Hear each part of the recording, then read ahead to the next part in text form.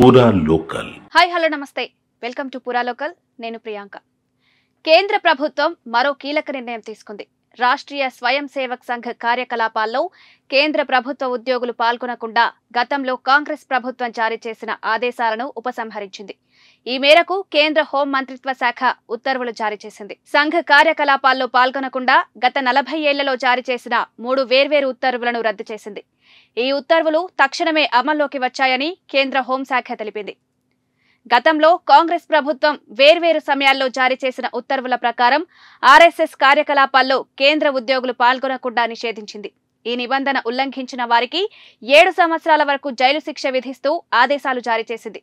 ఈ కఠిన నిబంధన కారణంగా కేంద్ర ప్రభుత్వ ఉద్యోగులు సంఘ్ కార్యక్రమాల్లో గాని, సంఘ్ శాఖ కార్యక్రమాల్లో గాని పాల్గొనకుండా చేసింది.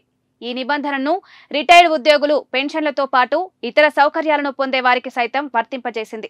మధ్యప్రదేశ్ ఇండోర్కు చెందిన పురుషోత్తం గుప్తా ఈ నిషేధాన్ని ఉపసంహరించుకోవాలని డిమాండ్ చేస్తూ ఇండోర్లోని హైకోర్టు బెంచ్లో పిటిషన్ను దాఖలు చేశారు.